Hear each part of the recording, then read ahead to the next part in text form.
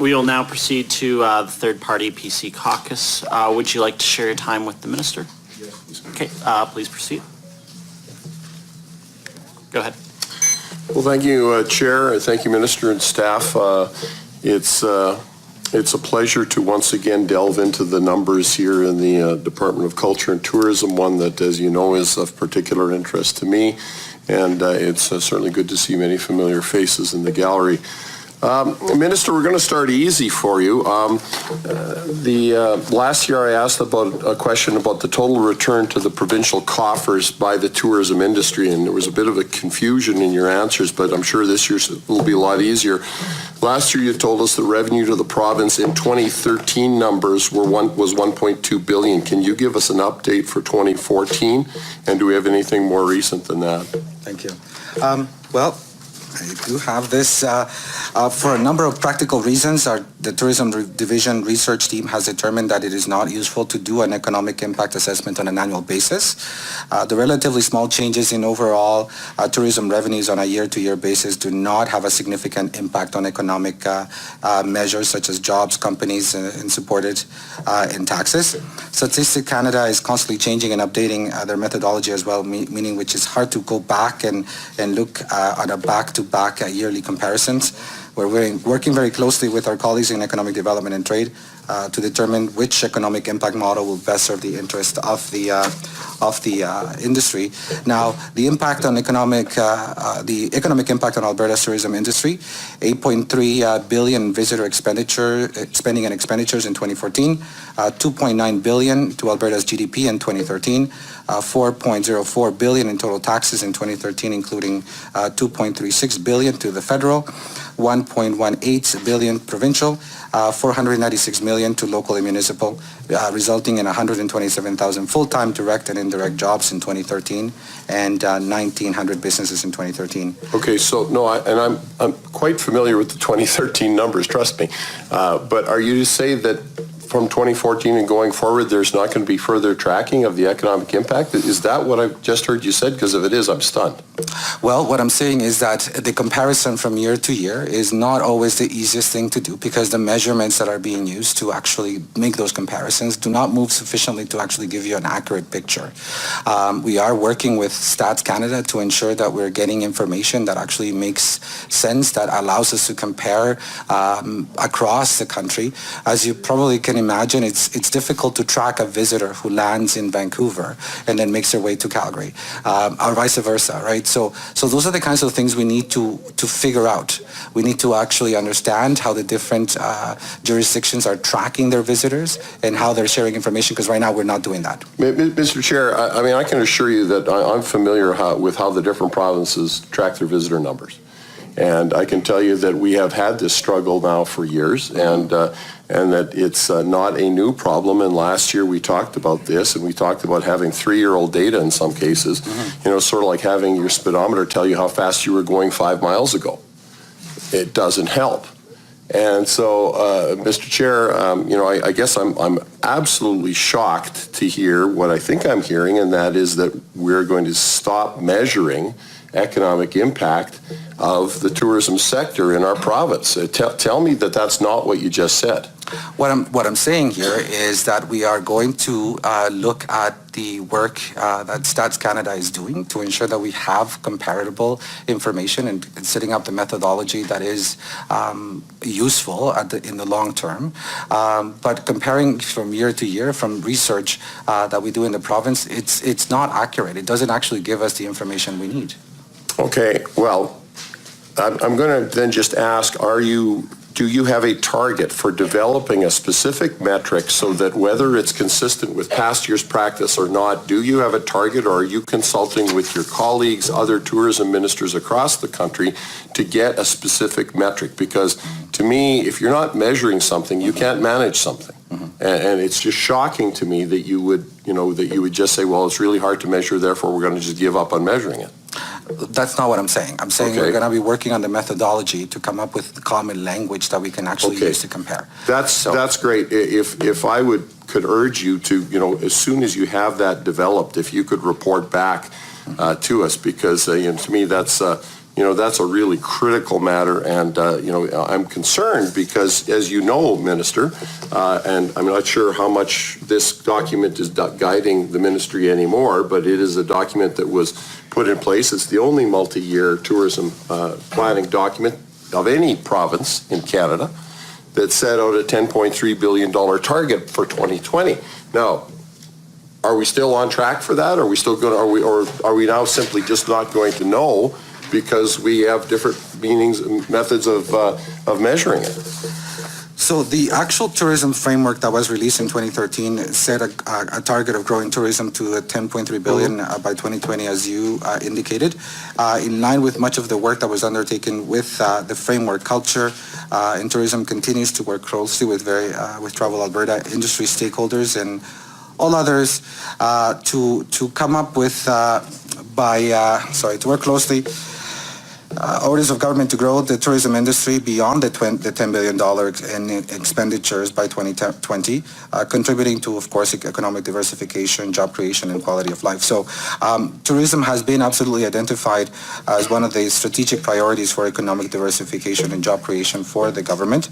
Moving beyond the framework, we have taken a more direct and strategic approach to facilitating tourism development in the province itself. So we continue to work closely with all of our communities in the industry to do that. Okay. Well, let's talk about that then. You mentioned a more strategic process for developing a tourism strategy, but as you know, Minister, last year you fired the Strategic Tourism Council.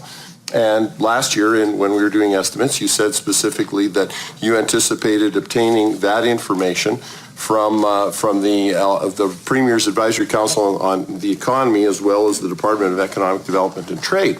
Now, today I pulled up the biographies of the members of the Premier's Advisory Council on the Economy. These are outstanding people, but there is a dearth of any experience in the tourism industry here.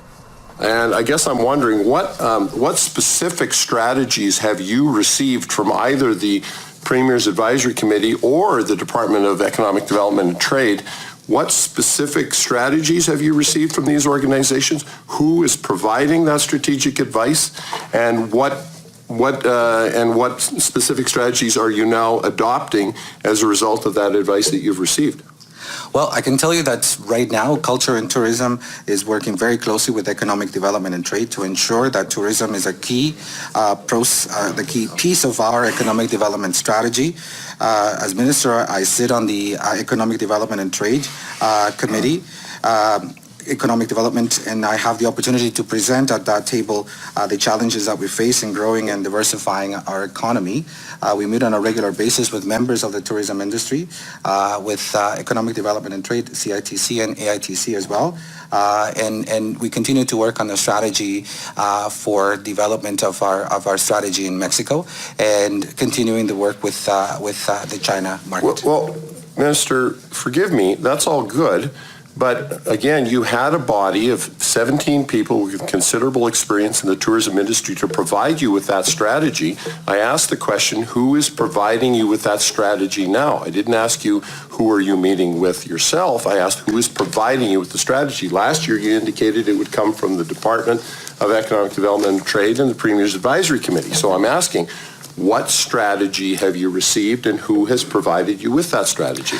Again, we're working with Economic Development and Trade, and the work that we do through that ministry allows us to continue to work with stakeholders of different parts of the province, the DMOs, the information that we receive from Travel Alberta. All of these things that we have in front of us to work with are helping us develop a strategy going forward. I understand that there were these organizations that were there. We have a board with Travel Alberta with experience in tourism. I believe that being on the Economic Development Committee and Cabinet allows me to continue to advocate for the issues that are being raised to me and actually being able to bring it forward. Okay. Well, Minister, I appreciate the work that you're doing, in the various boards and committees that you sit on. And I'll just say that I've noticed that there has been a significant changeover in the board members on Travel Alberta. We have outstanding individuals on Travel Alberta, but what has been a significant change is the number of those individuals that have specific background in tourism is relatively small. Most of those individuals have have significant background elsewhere, and I'm not criticizing them, but I'm just saying if you are expecting to receive industry-specific advice from the Travel Alberta Board or from the Premier's Advisory Council on the Economy, I'm curious to know, and I haven't heard the answer yet, who specifically has got expertise in that area that is providing you with the strategy?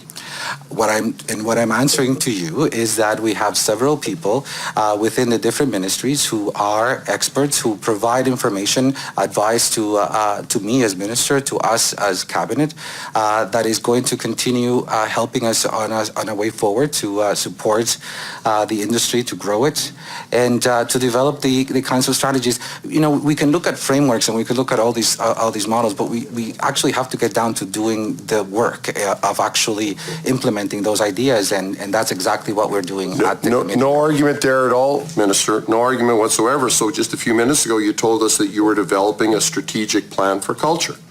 And that's a good thing. I'm all in favor of developing strategic plans. What plan is that replacing? And what are you expecting to, that's an open-ended question, but what specific plan is that replacing, and what were the deficiencies of that plan that make you feel that we need a new plan for culture? Well, you know, when you're looking at something like culture, it's very, as you probably can imagine, very organic, and attitudes, needs all change. And so I don't think that there is a specific one that it's replacing. What we're trying to do is come up with a strategy that allows us to be more strategic, to be much more, I guess, focused on different areas, and allow us to be a little bit more flexible to adapt to the needs that are emerging as we move along. No argument with that. No argument with that whatsoever, Minister. I know we need a strategic plan. I just am curious, do we have an existing strategic plan? If so, what, have you been following in the year that you've been minister? And you know, what has now changed that makes you think, we need a new plan?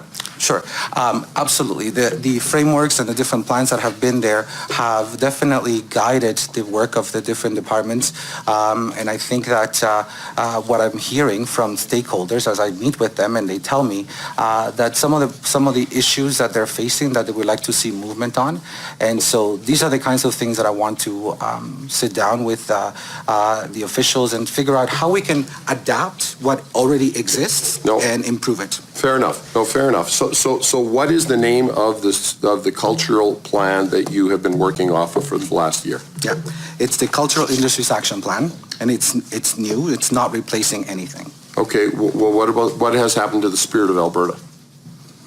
The Spirit of Alberta is still there.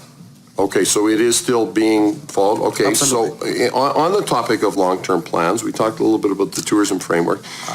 In 2014, we, in consultation with the industry, released a 10-year plan for our sports and recreation department, going the distance. I guess I'm curious to know what advice in those things, what strategies in that particular plan you have adopted, and which ones are still guiding the activities of your ministry. Well, actually, we've done some work already in implementing that. The status of the plan itself continues. The Alberta Sports Plan continues to guide the direction of and the work of Alberta Sports Connection, particularly around increasing the number of Albertans who participate in sport, encouraging physical literacy. So we're working with our stakeholders on innovative and cost-effective ways to achieve the outcomes identified in the Alberta Sports Plan. To continue to advance sport in the province. Okay. I'm looking forward with a new chair to actually being able to bring this forward. Right. So I am then curious, Minister, there is a reduction of 1.7 million or 8% in funding to Alberta Sport Connection. If you're trying to increase people's involvement in sport, why are you cutting the funding to the Sport Connection? Actually, there's two parts to that. Part of it is a change in cash flow management for the Red Deer Games. Of 800,000, and the other part of it is the MEPP, the management, the employee pension plan reduction. So if they're not going to be paying that money to their pension plan, it didn't make sense to put it in their budget, and that's where the reduction comes from. Okay, fair enough. So on the topic of sport and recreation, Minister, just last week we heard that Edmonton may have the opportunity to bid for the 2022 Commonwealth Games because Durban has dropped out, and of course Calgary is organizing a bid for the 2026 Winter Olympic Games. Would your government support bids for these major international sporting events? Well, I can tell you to date, we have not received any official application. I think it's beyond the scope and the ability for the one ministry to be able to support such an initiative. It would have to be considered on a government-wide basis, and of course, working with the municipalities to see what their priorities are. I mean, many of them have a lot of infrastructure needs and vision. That you know, it's well, and of course, it's a give and take. Of course, Minister, you mentioned that we are hosting the Canada Winter Games in 2019 in Red Deer. I know that that's a major effort that is coming up now in less than 2 years, and that will be really exciting. Minister, I just want to close my section of the questioning here with something that I just want to give you an opportunity to clarify. I know that sometime in question period, within the confines of a 35-second answer, sometimes a response can be so short that it can be misinterpreted. But last Thursday, under questioning about your attendance at AAMD&C, you said this, and I quote, "I can assure the foreign minister, who at the time had not really provided the kind of leadership that we see these days in our province when it comes to culture and tourism." And Minister, I was taken aback by that a little bit. I thought we had a reasonably good working relationship, but I'm going to give you the opportunity to clarify that. Sorry to interject. I was wondering what relevance this carries into the estimates. It entirely, Chair, it has entirely relevance in terms of my role as a critic. It also has relevance in terms of the latitude that I'm allowed as an opposition member to ask questions on a broadly based latitude, and that's not normally restricted by the Chair. Yeah, well, just because our focus is on the estimates at hand right now, I was wondering if this is something that would be more directed, if there's any question in relation to the answers that being provided in question period, to be directed at the Speaker. Well, Chair, it's directly relevant to the Minister's discharge of his duties within the department, as also within the business plan that he's laid out. So I would appreciate having an answer to the question. I believe that the information we have received in the time that I have been minister, I have been provided with a very different feedback that has given me the belief that these stakeholders feel supported in very many different ways, and they feel that they have a much more positive, much more direct access and a very positive working relationship with government than in previous years.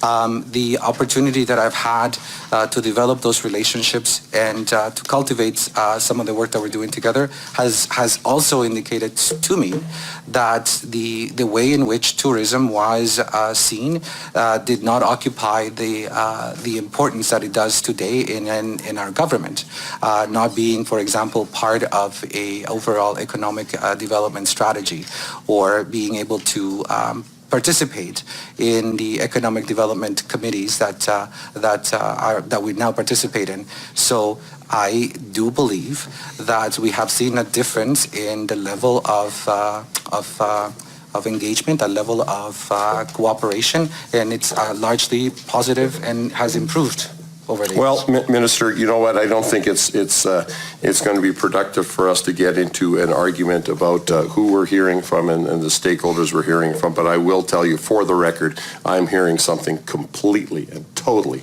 different from the stakeholders, both in culture and in tourism. But that's fine. One final question, Minister. There was an increase, as you mentioned, of $5 million to the Alberta Foundation for the Arts, but at the same time, a $3 million decrease to the Alberta Media Fund. Now, you made some reference to that being offset by the tax credits available through the Input Tax Credit Fund, but I'm curious to know, the $3 million reduction to the Alberta Media Fund, what specific programs or recipients are going to need to be cut as a result of that reduction? Well, I think when we're looking at the overall budget, we're looking at $34 million in the media fund. I think that we need to figure out a way going forward to ensure that this fund is sustainable, and it's actually also in my opinion, one that we need to further discuss with the stakeholders. I know that it creates jobs, and I know that it does all the things that, the positive things that we needed for it to do. So we're going to be continuing working on a strategy going forward. But it's down from $46 million from 2 years ago. Is that trend going to continue? Well, there was actually a one-time $11.5 million increase to meet existing commitments in Budget 2016. For Budget 2017, we were able to secure a total of 8.3 in additional I funding. hesitate to interrupt, Minister. As was discussed at the beginning of the meeting, we will now proceed to a 5-minute break and return, according to my watch, at 19 to 11. Wrapping my head around this whole notion that we're still working on developing measurements and metrics because, again, the numbers that we rely on in this industry are important, and we are going to need to have these metrics developed very quickly. And I'll give you an example, Minister, why I think these metrics are so important. If you go to page 21 of the annual report of Travel Alberta, the 15-16 annual report, it shows that our tourism levy dropped from 91.5 million in 14-15 to 79.9. I guess it's 80.8 in our report. So let's just say around $80 million, a significant decrease. And yet the actual booked room nights went from 1.15 million. Instead of going down as was projected, it went up to 1.36 billion. And so that's to me, it's a bit of a paradoxical trend. We're collecting less than the levy and have many more booked room nights. Now, clearly that reflects a lower per night room rate that is being charged in these difficult economic times. So it may be reflecting something else. It may be reflecting the influence of booking agencies like Airbnb or Expedia or TripAdvisor, some of the online booking. What I'd like to know is what is your ministry doing to address the loss in tourism levy revenue as a result of these the activity of these agencies? Well, to be clear, what we're going to do is, as I mentioned before, is figure out a way to establish what the methodology ought to be. When you're comparing different jurisdictions, you need to have a common language, and I'm sure you can appreciate how that is very important to the discussion, because it's basically the reason we are here today is because it has not been something that anybody has been able to agree up until now. So with respect to the other question, the tourism levy is presently collected on temporary and fixed roof accommodations, offering 4 or more rooms, and as such is a source of revenue for the government of Alberta. However, home-sharing properties such as Airbnb and VRO do not presently collect or remit the 4% tourism levy. Although there's a relatively new source of visitor accommodation in Alberta, home-sharing businesses do provide another option for visitors traveling within our province. And at this time, the ministry is still analyzing the issues that are surrounding home-sharing and its effect on the tourism industry. Okay, well, I think it is something important. Now, on that same page, actually, it's interesting, those statistics show up at the bottom of a page that deals specifically with China. And here again, I'm going to emphasize the necessity of metrics, but according to the most recent year's statistics, and that's 2014, we had 91,000 Chinese travelers with which spent $71 million, which was almost a doubling from 2013, and I know that since then, of course, we've developed a direct airlink through Hainan Air. So I guess my question to you is, what specific measures have you taken or your department taken with regards to reaching out to this potentially, well, the world's largest tourism source of tourists? Absolutely. And I'm very happy to tell you that you may know all this already, that the Minister of Economic Development and Trade included delegates on his last trade tour to China, tourism operators to accompany him. We see tourism as part of our overall economic strategy, and that is the reason why this particular focus on that area. July 2016 saw the beginning of direct air services between Calgary and Beijing, as you mentioned, to complement this flight and ensure that our visitors from China have that memorable experience in Alberta. We're working very closely with our partners to help them become much more China ready by delivering industry training and China market readiness. Visitor services for arriving Chinese guests at the Calgary airport. A program was also introduced, and Chinese language visitor services are now available at YYC from provincially funded travel counselors. And of course, as the visitation from China continues to grow, we will continue to offer China market readiness to help industry adapt to this new market opportunity. And of course, turning to the other side of it, which is the newly minted flights from Mexico, which I'm very excited about. As you know, the energy industry in Mexico is changing, and as a result, they're looking for innovation opportunities, and I think there's going to be a lot of trade opportunities, and I'm very excited about that particular. Yeah, and Minister, I compliment you on establishing that linkage. We spoke about that privately, and I think it is something that's very exciting. I'm going to cede the rest of my time, Mr. Chair, to Mr. Godfrey.